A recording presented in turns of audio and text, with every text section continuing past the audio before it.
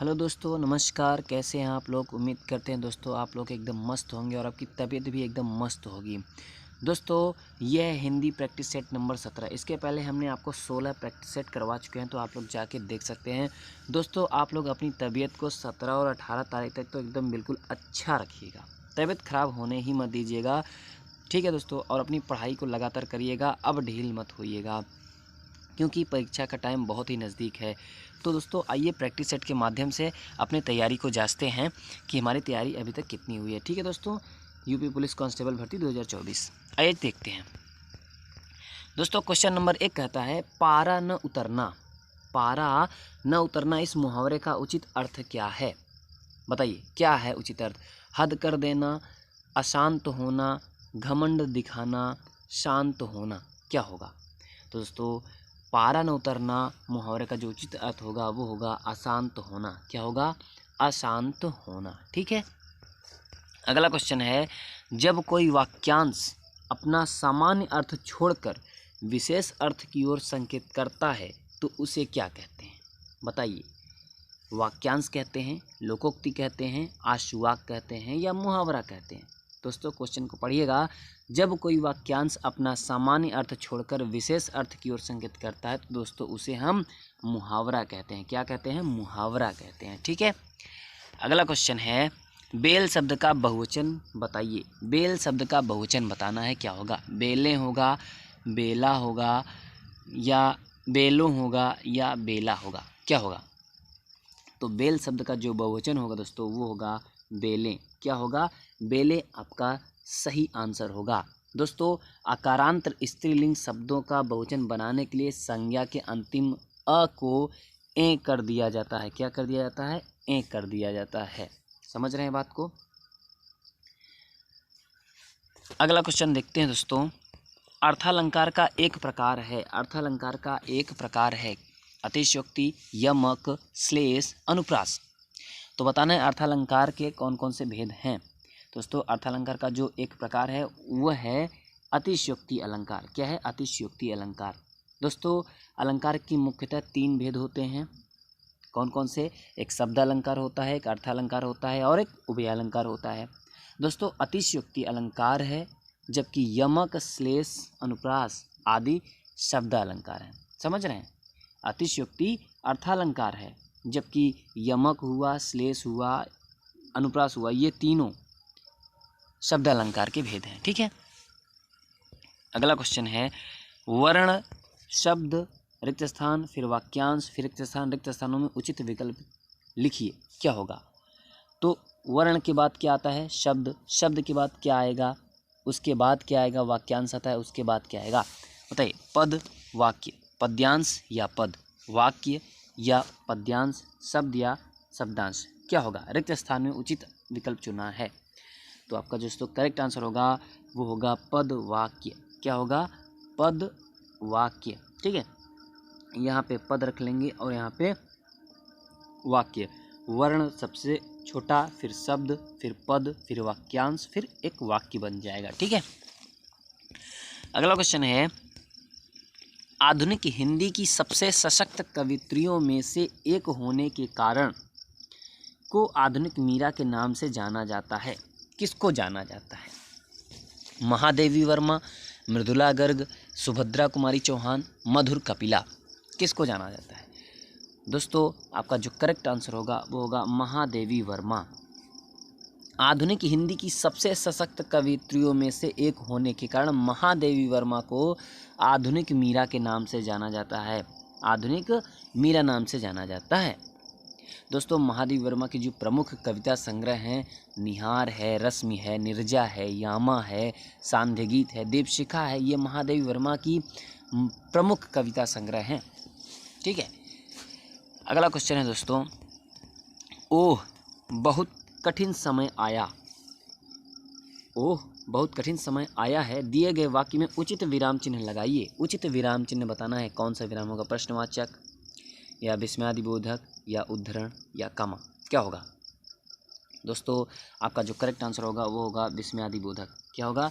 विस्मयादिबोधक का चिन्ह लगेगा। ठीक है। ऐसे। अगला क्वेश्चन है दोस्तों, बिना दीवारों का घर, मन्नू भंडारी की बिना दीवारों का घर, ये मन्नू भंडारी की कृति किस विधा पर आधारित है? जो मन्नू भंडारी की यह कृति है किस विधा पर आधारित है? नाटक, एकांकी, कहानी या उपन्यास? क्या है बिना दीवारों का घर? क्या है? तो दोस्तों यह है आपका नाटक है। बिना दीवारों का घर मन्नू भंडारी की एक नाटक है। ठीक है। इनके द्वारा रचित जो उपन्यास है दोस्तों, आपका बंटी, 1 इंच मुस्कान, सहलेखक राजेंद्र यादव हैं, और महाभोज। ठीक है दोस्तों, मन्नू भंडारी का लिखित नाटक बिना दीवारों के घर है। ठीक है। अगला क्वेश्चन है, रचना के आधार पर सरल वाक्य, रिक्त स्थान और रिक्त स्थान वाक्य के भेद हैं। विधानात्मक, संयुक्त, संयुक्त मिश्रित, प्रश्नवाचक निषेधात्मक या संकेतवाचक मिश्रित? क्या होगा? इन चारों ऑप्शन में से बताना है क्या होगा। रचना के आधार पर जो वाक्य होते हैं कौन कौन से? एक तो आपका सरल वाक्य हुआ, फिर आपका होगा संयुक्त वाक्य होगा, फिर होगा मिश्रित वाक्य होगा। तो आपका करेक्ट आंसर होगा संयुक्त और मिश्रित। ठीक है, सरल वाक्य हुआ। ठीक है दोस्तों, रचना के आधार पर वाक्य के तीन भेद होते हैं, एक सरल वाक्य, एक संयुक्त वाक्य और मिश्रित वाक्य। ठीक है, और अर्थ के अनुसार वाक्य के 8 भेद होते हैं, विधिवाचक, निषेधात्मक, आज्ञावाचक, प्रश्नवाचक, विस्मयादिवाचक, संदेहवाचक, इच्छावाचक और संकेतवाचक। ठीक है दोस्तों, सरल वाक्य को कैसे पहचानेंगे, संयुक्त वाक्य को कैसे पहचानेंगे, मिश्रित वाक्य को कैसे पहचानेंगे, ये सब हम आपको पिछले प्रैक्टिस सेट में अच्छे से समझा चुके हैं। ठीक है, अगला क्वेश्चन है, वरिष्ठ साहित्यकार काशीनाथ सिंह को उनकी कृति रेहन पर रघु, ठीक है, रेहन पर रघु के लिए किस सम्मान से सम्मानित किया गया है काशीनाथ सिंह को? बताइए। कथा सम्मान, साहित्य अकादमी, राजभाषा सम्मान, शरद जोशी? तो आपका जो करेक्ट आंसर होगा वो होगा साहित्य अकादमी। ठीक है दोस्तों, साहित्य अकादमी। दोस्तों काशीनाथ सिंह की जो कृति है साहित्य अकादमी, ये उपन्यास है रेहन पर रघु। ठीक है दोस्तों, 2011 में इन्हें हिंदी भाषा का साहित्य अकादमी पुरस्कार प्रदान किया गया था। ठीक है, काशीनाथ सिंह को। अगला क्वेश्चन है, ध्वंस शब्द का विलोम शब्द क्या है? ध्वंस शब्द का विलोम बताना है, क्या होगा? प्राकृतिक, विध्वंस, स्तुल्य, निर्माण? क्या होगा ध्वंस शब्द का विलोम? दोस्तों ध्वंस शब्द का जो विलोम होगा वो होगा निर्माण। ठीक है, निर्माण होता है रिश्ते, विध्वंस मत कर दीजिएगा दोस्तों। ध्वंस शब्द का जो विलोम शब्द होगा वो निर्माण है। दोस्तों प्राकृतिक तथा स्थूल्य जो है, प्राकृतिक तथा स्थूल्य हैं, ये हैं, प्राकृतिक का जो विलोम होगा वो कृत्रिम होगा। क्या होगा? कृत्रिम होगा। प्राकृतिक का कृत्रिम होता है और स्थूल्य का होता है निंद्य। ठीक है, निंद्य होता है। तो ध्वंस का जो विलोम होगा वो निर्माण होता है, प्राकृतिक का कृत्रिम होता है और स्तुति का होता है निंद्य। ठीक है, अगला क्वेश्चन है, कोई सज्जन आपको बुला रहा है, इस वाक्य में किस सर्वनाम का प्रयोग किया गया है? प्रश्नवाचक सर्वनामिक विशेषण, निश्चयवाचक सर्वनामिक विशेषण, अनिश्चयवाचक सर्वनामिक विशेषण? क्या होगा? पुरुषवाचक सर्वनामिक विशेषण। चारों ऑप्शन में से कौन सा ऑप्शन सटीक होगा? दोस्तों आपका जो करेक्ट आंसर होगा वो होगा क्या? अनिश्चयवाचक सर्वनाम विशेषण, अनिश्चयवाचक सर्वनामिक विशेषण होगा। दोस्तों कोई कुछ हमने आपको बताया था, कहीं पे कोई कुछ मिल जाए तो वहाँ पे अनिश्चयवाचक सर्वनाम होता है। और यह दोस्तों कोई सज्जन आपको बुला रहा है, इस वाक्य में प्रयुक्त जो कोई शब्द है अनिश्चयवाचक सर्वनाम है। दोस्तों जिस सर्वनाम से किसी निश्चित वस्तु या व्यक्ति का बोध न हो उसे अनिश्चयवाचक सर्वनाम कहा जाता है। ठीक है, अगला क्वेश्चन है, कौन सा अलंकार बताते हैं कि यहाँ शब्दों में चमत्कार है तथा कौन सा अलंकार बताते हैं कि यहाँ अर्थ में अद्भुत सौंदर्य है? बताइए। शब्दालंकार, अर्थालंकार, अनुप्रास, श्लेष, यमक, शब्दालंकार, रूपक, उपमा? बताइए कौन से बताते हैं? दोस्तों आपका जो करेक्ट आंसर होगा वो होगा शब्दालंकार, अर्थालंकार। दोस्तों शब्दालंकार बताते हैं कि यहाँ शब्दों में चमत्कार है तथा अर्थालंकार बताते हैं यहाँ अर्थ में अद्भुत सौंदर्य है। ठीक है, अगला क्वेश्चन है दोस्तों, हिंदी वर्णमाला में स्वरों की संख्या कितनी है? रिक्त स्थान की पूर्ति करना है। हिंदी वर्णमाला में स्वरों की संख्या बताना है। तो दोस्तों आपका जो करेक्ट आंसर होगा वो होगा 11। ठीक है, छोटा आ बड़ा आ, छोटी ई बड़ी ई, छोटा ऊ बड़ा ऊ, री ए ऐ ओ औ, ये हिंदी वर्णमाला में स्वरों की संख्या होती है। ठीक है, अगला क्वेश्चन है दोस्तों, दीप जले शंख बजे किस रचनाकार की कृति है? दीप जले शंख बजे किस रचनाकार की कृति है? श्रीलाल शुक्ल, रामचंद्र शुक्ल, बंग महिला, कन्हैयालाल मिश्र प्रभाकर, किसकी है? दोस्तों आपका जो करेक्ट आंसर होगा कन्हैयालाल मिश्र प्रभाकर जी की रचना है दीप जले शंख बजे। ठीक है, इनकी अन्य रचनाएं भी हैं दोस्तों, जैसे कि नई पीढ़ी, नए विचार, जिंदगी मुस्कुराई, माटी हो गई सोना, ये कन्हैयालाल मिश्र की अन्य रचनाएं हैं। ठीक है, दीप जले शंख बजे ये तो कन्हैयालाल मिश्र की कृति है ही, इनकी अन्य कृतियां हैं नई पीढ़ी, नए विचार, जिंदगी मुस्कुराई, माटी हो गई सोना। ठीक है, अगला क्वेश्चन है दोस्तों, निम्नलिखित वाक्यों में शुद्ध वाक्य चुनना है।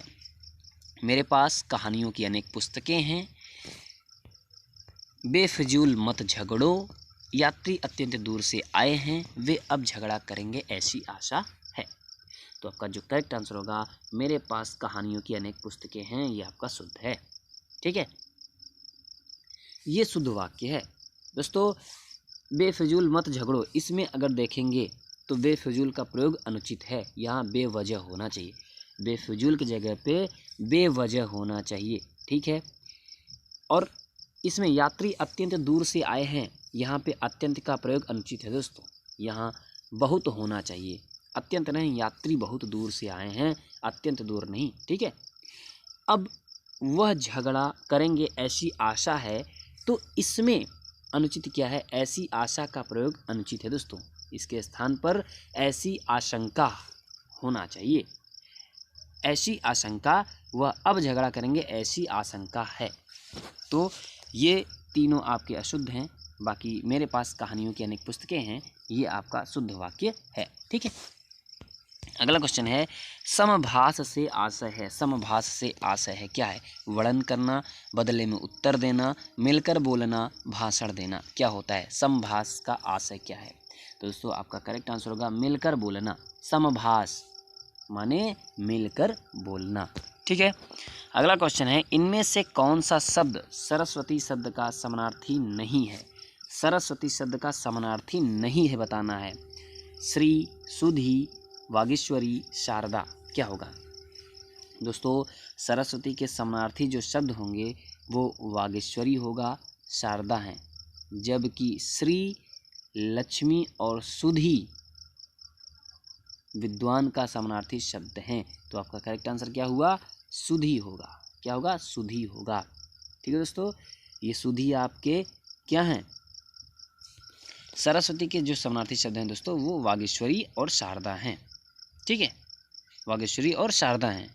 इसमें नहीं पूछा है दोस्तों, श्री, लक्ष्मी और सुधा विद्वान के समानार्थी शब्द हैं, विद्वान के।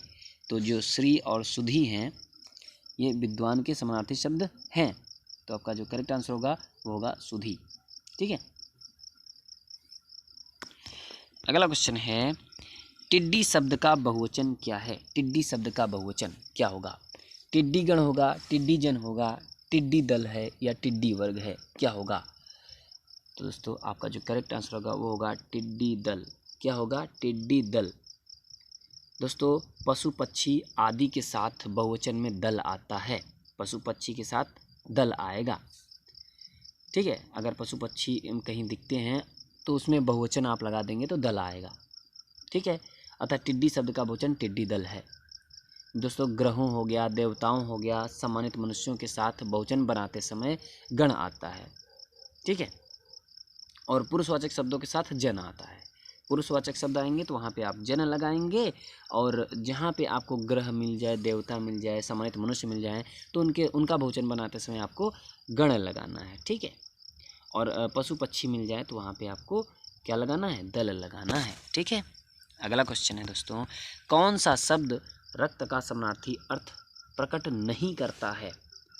तो रक्त का समानार्थी अर्थ नहीं प्रकट करता है कौन है? रुधिर, शोणित, ठीक है। शोणित, शोणित, शोणित, रुधिर, शोणित, लहू, रिपु, क्या होगा? तो आपका जो करेक्ट आंसर होगा दोस्तों वो होगा रिपु। ये रक्त का समानार्थी अर्थ प्रकट नहीं करता है दोस्तों। रिपु रक्त का समानार्थी शब्द नहीं है, बल्कि यह शत्रु का समानार्थी है। किसका? शत्रु का है।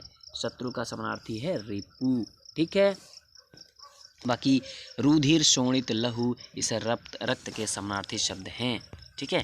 अगला क्वेश्चन है, सर्वदा एक वचन रहने वाला शब्द कौन सा है? सर्वदा एक वचन, पिता, उस, वधु, जनता, क्या होगा?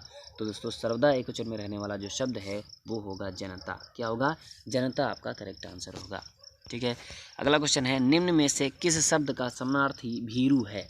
किस शब्द का समानार्थी भीरु है? वीर, कायर, विजय, पुरुष। तो दोस्तों कायर शब्द का जो समानार्थी होगा वो होगा भीरु, ठीक है। कायर, भीरु समानार्थी है। अगला क्वेश्चन है, इनमें से कौन सा परिमाणवाचक विशेषण का उदाहरण नहीं है? नहीं है आपको बताना है। 50 गज जमीन, 10 लीटर पानी, 2 किलो सेब, अनगिनत तारे। तो दोस्तों आपका जो करेक्ट आंसर होगा वो होगा अनगिनत तारे। अनगिनत तारे परिमाणवाचक विशेषण का उदाहरण नहीं है। बाकी दोस्तों 50 गज जमीन, 10 लीटर पानी, 2 किलो सेब परिमाणवाचक विशेषण हैं। दोस्तों जिस विशेषण से किसी वस्तु की नाप या तौल का बोध होता है उसे परिमाणवाचक विशेषण कहा जाता है। तो परिमाणवाचक विशेषण किसे कहते हैं? जिस वस्तु की नाप या तौल का बोध होता है उसे परिमाणवाचक विशेषण कहते हैं, ठीक है। अगला क्वेश्चन है, समानार्थी शब्द के आधार पर यमुना शब्द के लिए उचित समूह को चुनिए। क्या होगा? कालिंदी, कृष्णा, सूर्यसुता, अबुद, कालिंदी, सूर्यसुता, तरंगिनी, तटनी, कालिंदी, कृष्णा, सूर्यसुता, तटनी। चारों ऑप्शन में से कौन सा ऑप्शन आपका सही होगा? यमुना शब्द के लिए आपको समानार्थी बताना है। तो दोस्तों आपका जो करेक्ट आंसर होगा वो कालिंदी, कृष्णा, सूर्यसुता। कालिंदी, कृष्णा, सूर्यसुता ये यमुना के शब्द के समानार्थी शब्द हैं, ठीक है। अगला क्वेश्चन है, तुलसी मन मंदिर में बिहराए, यह पंक्ति किस अलंकार से अलंकृत है? अलंकार बताना है। पुनरुक्ति, प्रकाश, मानवीकरण, रूपक, उपमा। दोस्तों यहाँ पे आपका जो करेक्ट आंसर होगा वो होगा रूपक। रूपक अलंकार है इस पंक्ति में, क्योंकि यहाँ दोस्तों मन में मंदिर उपमान का अभेद आरोप किया गया है। दोस्तों जहाँ उपमेय में उपमान का अभेद आरोपित किया जाता है वहाँ रूपक अलंकार होता है। यहाँ उपमेय क्या है? उपमेय आपका मन हुआ, ठीक है। उपमेय क्या हुआ? मन हुआ, और मंदिर आपका उपमेन है, उपमान है, ठीक है। मंदिर आपका क्या है? उपमान है। तो मन और मंदिर यहाँ पे क्या है? उपमेय और उपमान का अभेद आरोपित किया गया है, तो यहाँ पे रूपक अलंकार होगा, ठीक है। अगला क्वेश्चन है दोस्तों, इनमें कौन सी विपरीत शब्दों की उचित जोड़ी नहीं है? कौन सी विपरीत शब्दों की उचित जोड़ी नहीं है? अपाच्य, कुपाच्य, अज्ञ, विज्ञ, बर्बर, सभ्य, शुक्ल, कृष्ण, क्या होगा? तो आपका जो उचित जोड़ी नहीं है वो होगा आपका अपाच्य और कुपाच्य, उचित जोड़ी नहीं है विपरीत शब्दों की। दोस्तों पाच्य का विलोम अपाच्य होता है, न कि अपाच्य कुपाच्य, ठीक है। तो पाच्य का विलोम अपाच्य होता है, ठीक है। अपाच्य और सुपाच्य। दोस्तों सुनिए फिर से, जो हमारा पहला ऑप्शन है अपाच्य कुपाच्य, ये विपरीत शब्दों का उचित जोड़ा नहीं है। दोस्तों पाच्य का जो विलोम होता है वो अपाच्य होता है, और सुपाच्य का जो विलोम होता है वो कुपाच्य होता है, ठीक है। समझ गई बात कि पाच्य का विलोम हमारा क्या होता है? अपाच्य। पहले का पाच्य का विलोम अपाच्य होता है, ठीक है। और कुपाच्य जो होता है वो सुपाच्य का होता है, सुपाच्य का विलोम कुपाच्य होता है। दोस्तों अज्ञ का विलोम क्या होगा? विज्ञ होगा, प्रज्ञ होगा, ठीक है। विज्ञ, प्रज्ञ, तो ये ऑप्शन सही है। बर्बर का शब्द होता है शुक्ल का कृष्ण होता है, ये ठीक है। आइए अगला क्वेश्चन देखते हैं। जातिवाचक संज्ञा, सर्वनाम, विशेषण, क्रिया, अव्यय शब्दों से शब्द बनाए जाते हैं। बताइए, रिक्त स्थान भरना है। भाववाचक संज्ञा, कारक, पुल्लिंग शब्द या वचन। तो आपका जो करेक्ट आंसर होगा वो होगा भाववाचक संज्ञा।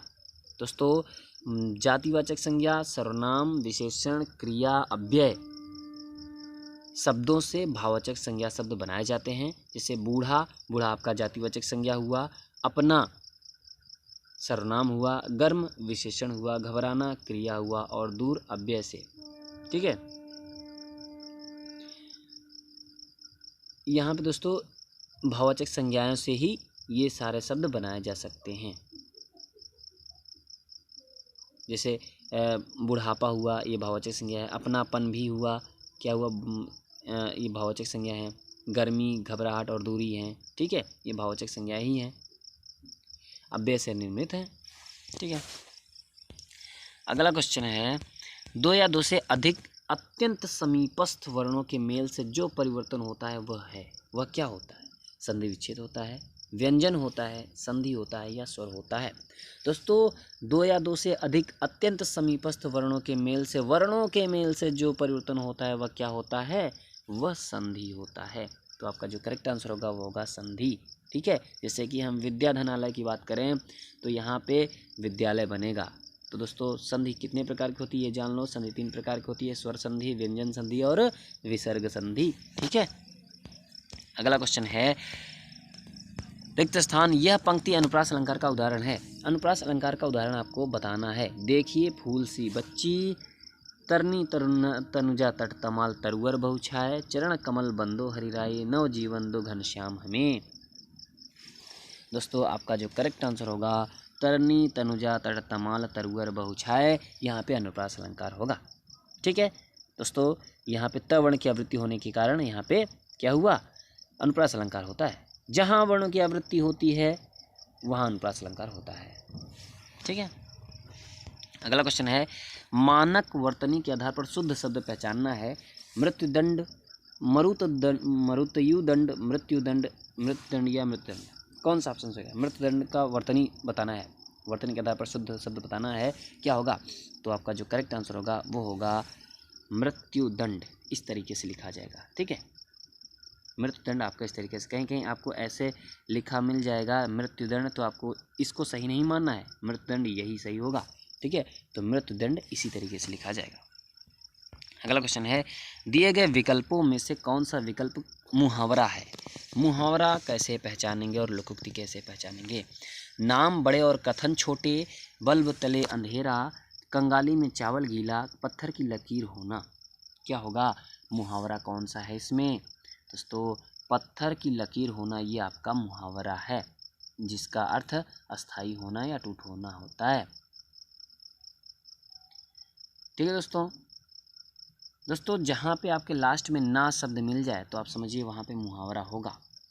ठीक है, वहाँ पे मुहावरा ही ज़्यादातर आपका होगा। तो पत्थर की लकीर होना यहाँ पे आपका ये मुहावरा होगा। बाकी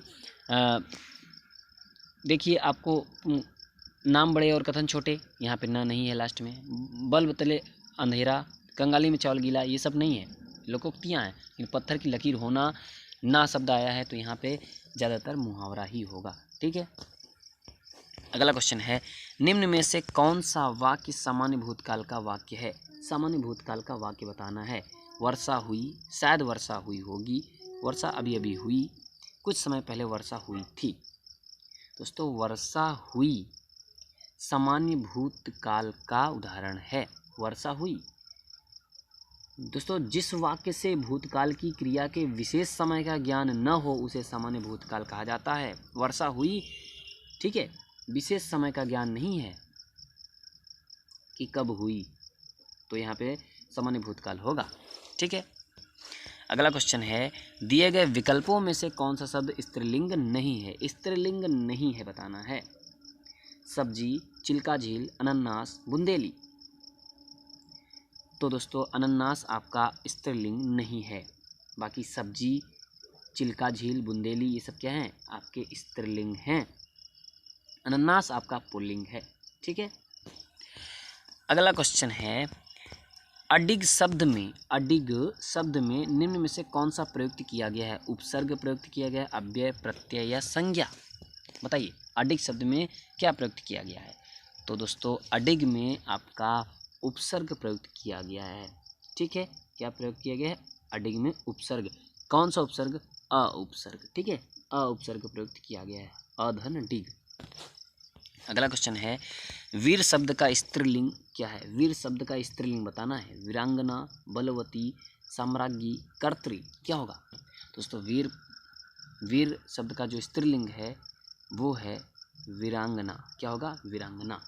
ठीक है, अगला क्वेश्चन, अत्याचार का फल अच्छा नहीं, अत्याचार का फल अच्छा नहीं, यह वाक्य किस लोकोक्ति का अर्थ प्रकट करता है?